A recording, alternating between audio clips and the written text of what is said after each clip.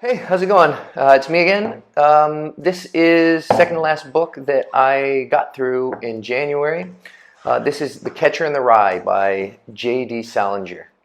And I've been kind of taking a look at some of the videos that I did before this, and they get a little bit long-winded and going off on rants that are kind of irrelevant, so I'm going to try and be a little bit more concise on this one. How did I get into this book? This book was a book that I read back in high school, or I was assigned to read it back in high school, and I actually didn't read it. In fact, I have a really strong memory of myself writing a totally bogus book report on this book after having not actually read it. I just used the internet to figure out how I can, just BS my way through a report. But just at the beginning of this year, I joined on Goodreads a book club that's called the Everyone Has Read This But Me book club. Basically, a book club that helps people catch up on books that they really should have read and haven't read. They're like in the zeitgeist. They're in, kind of like in the public consciousness and awareness. So that's how I got into this particular book. And this book is actually something that I've changed my mind on as I was reading it, after I read it, and like I keep flip-flopping back and forth on how I feel about it. It is a story that revolves around a character that is not a likable person. You don't want to hang out with this guy. He's not a cool individual. He's not somebody that you would want to be friends with and hang out with. However, he has this really strong voice, and if not relatable, it's definitely something that it's a person that you've met before in your life. It's the type of voice that, especially when you were a teenager, you knew somebody like this, or maybe you even were this person. You had this inner dialogue the way that this character does, the character of Holden Caulfield. He's a depressed teenager who kind of comes from a well-to-do family, who has basically abandoned him. They put him into a boarding school for the fourth or the fifth time, and kind of the book starts off with him being essentially kicked out of school and deciding how he's going to confront the next few days of his life. Instead of letting his parents know what's going on and going home and figuring it out, he just runs free out on the streets of New York, essentially, for 2 or 3 days. But his voice is very relatable.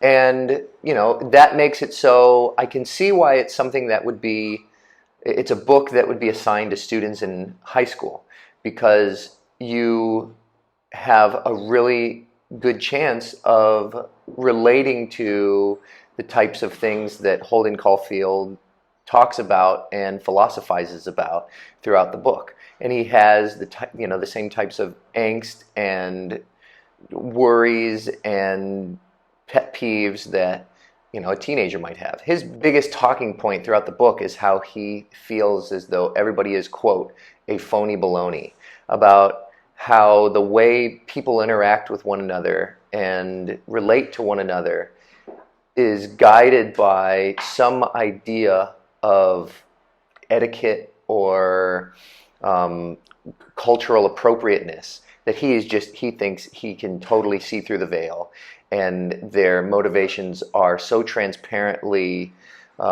insincere that it bothers him. And I think that there is some value to pointing this out, even if you're doing it through a character who is so angsty and annoying at times. But the thing that, at least maybe what I wasn't able to appreciate when I was reading this in high school, I picked it up, started going into it, and just decided, screw this, I'm not going to keep reading it, is that it's not a story with any real adventure. I mean, he does have a couple of interesting there's a couple of interesting events where he has to deal with situations and find his way, navigate his way through interesting situations that hopefully most people wouldn't have to find themselves navigating through. Um, but as far as an actual plot or any type of, you know, adventure, there really isn't much. It's a it is a character-driven story that's focused on revealing the types of philosophies that this kid is able to discern throughout his time in the book. I'm going to move into talking about things that actually happen in the book, because that's really what I'm more interested in talking about, not like summarizing what the book is about. If you want to read the book, read the book. So there's things that happen in the book that I kind of want to just like give my thoughts on, or at least query myself what the heck is going on there. There is a scene towards the end of the book where Holden ends up going to his teacher's house, a teacher from one of the schools that he got kicked out a while back. And this teacher brings him in, and it's kind of a pre-climactic moment in the book where finally, after having spent so much time alone and without any guidance and without anybody to really have a genuine back and forth with, an actual, as Holden would say, an intelligent conversation, this teacher, his paternal instinct kicks in, and he gives him some, you know, meaningful and sincere advice and ideas to contemplate as he's moving forward. Basically, he tells Holden that he has to, it's not just about buckling down and figuring out what he wants out of life and what he wants in the future. It's about getting him to figure out what his limits are and what he is passionate about, so that he can know what if not what the right way forward is for him, at least have some idea of what some of his actual pathways are. You know, he wants him to read books. He wants him to expand his mind and figure out where the limits are. And he does this in a way that's very respectful to Holden's insecurities about authority and insecurities about just other people in general. And you know, the fact that Holden has a pretty absent family life. You know, his parents have sent him off to boarding school after boarding school after boarding school, and don't really, you know, take care of him themselves. You know, having this paternal figure coming in and stepping in, and giving him advice and giving him some actual heart-to-heart time. This is really important for him. So then, what happens next?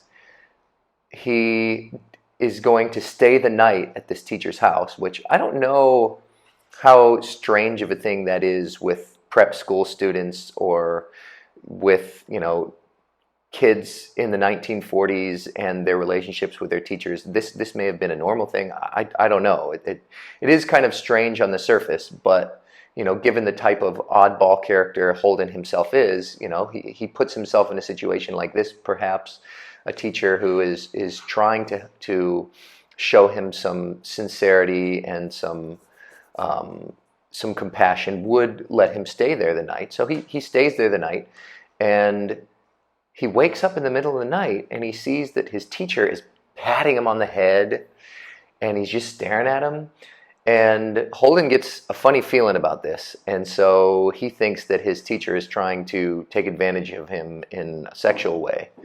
And he ends up bolting out of the place and leaving. And the teacher, you know, lets him leave, doesn't make too much of a fuss about it, but does kind of keep his eye on him as he walks out the door, tells him that, hey, you can come back as anytime you need to. And so it's this awkward thing. What actually happened there with his teacher, Mr. Antolini?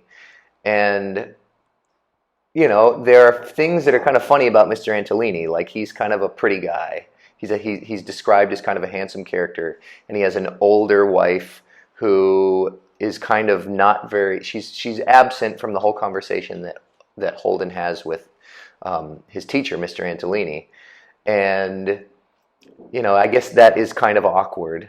And I don't know, why would a young handsome guy be with this, you know, older woman? It totally could happen. It's nothing that is out of the realm of possibility, but they kind of paint that particular aspect of his character to shed some ambiguity on whether or not Mr. Antolini was some type of a sexual deviant or something like that with his students. And I don't know. I don't buy it. I think that Holden likes to create in his mind these ideas about how everybody has something wrong with them. And it allows him to be the one with the moral superiority always in the room.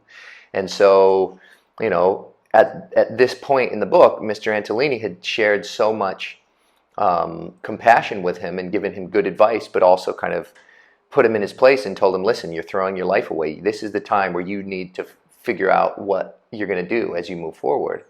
And so it took away all of his kind of moral superiority. It put him at a place that was inferior to his teacher, at least, you know, on a level of experience. And so he didn't like that, and I think he took off and used whatever excuse he could to kind of get back at him. It maybe was a little bit weird that the teacher was doing that, but I think that, if I remember correctly, they were drinking at the time, both Holden and his teacher, and so he could have had some, you know, he could have been in some type of drunken stupor and misinterpreted something that was actually pretty benign. So I don't know. I think that Mr. Antolini was probably a decent character, but he was written in such a way that makes it ambiguous enough that you could easily argue it the other way. I just think that because of the way that Holden finds these faults in people, regardless of how good they are, I think that because he's the narrator and he gets the one to be the one telling the story, he gets to create all of this ambiguity in the way that he talks about his old teacher. The name of the book, The Catcher in the Rye, it's such a strange thing, and I think, you know, it's one of the things that makes this book so much a classic is that it has such a strong narrator, such a strong voice for a narrator, regardless of whether you like him or not. But also it has really strong imagery. It has, I mean, it is a textbook example of a story that developed symbolic events, symbolic objects within the book. I mean, without going into great detail, Holden's dead brother's catcher's mitt is something that you could really dive deep into and look into the symbolic meaning of his catcher's mitt. His hunting cap, how he always wears it backwards, the way that a catcher would in baseball, you know, backwards from the way that the rest of society is. I mean, you could find these symbolic objects. You could find so much symbolism in the book. But there's also these strange images that he brings about, that who would ever think of these things? And so at one point in the book, he describes what he would like to do with his life. And it's not to be a lawyer, or to be a doctor, or to be an accountant, or to be an artist, or to be a firefighter. What he wants to do with his life is he wants to be out in a field that's on the precipice of a steep drop, a cliff.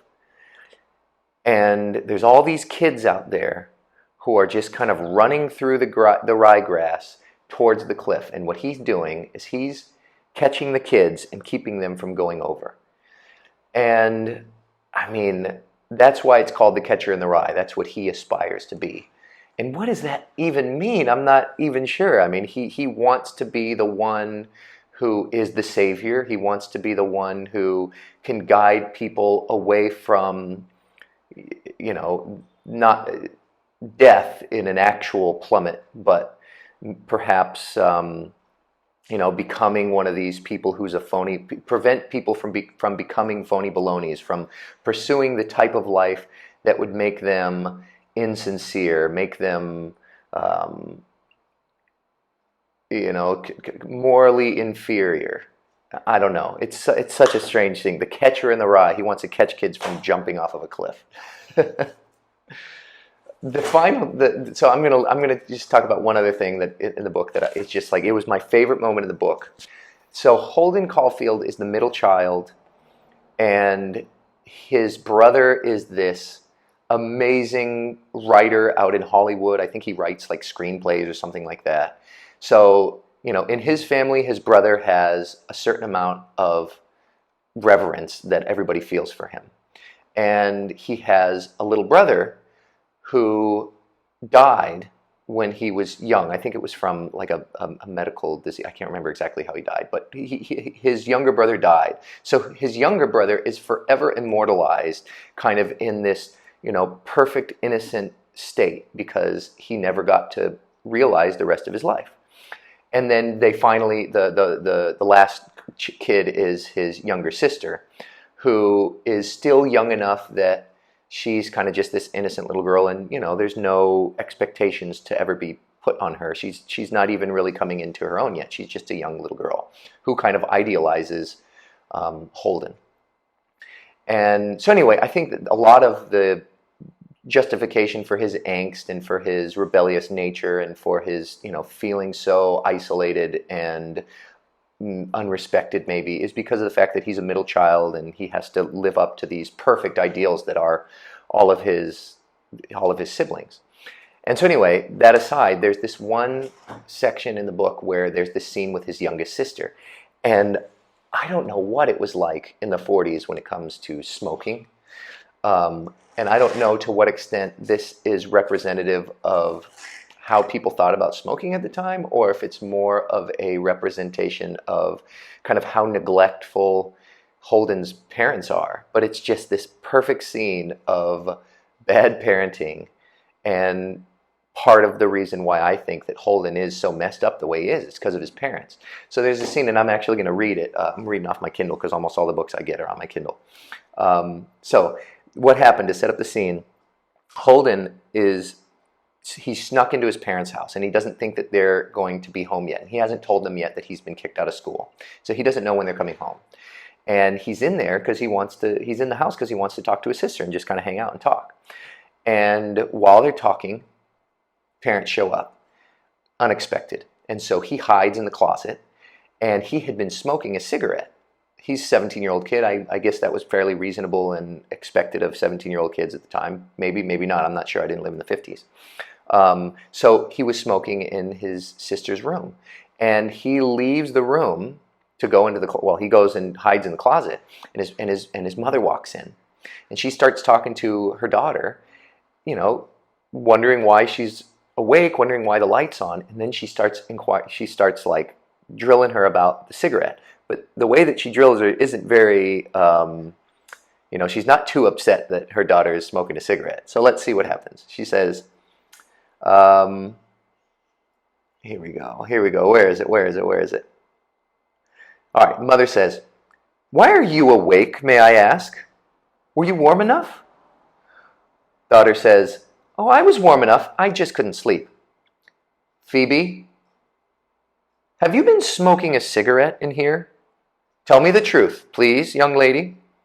"What?" old Phoebe said. "You heard me." "Oh, I just lit one for 1 second. I just took one puff, and then I threw it out the window." "May I ask why?"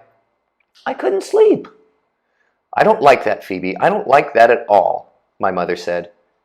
"Do you want another blanket?" And that's the end of it. She doesn't even get reprimanded. She doesn't get grounded. She doesn't get, told off. She doesn't get yelled at. She just says, "I don't like that. I don't like that you're smoking."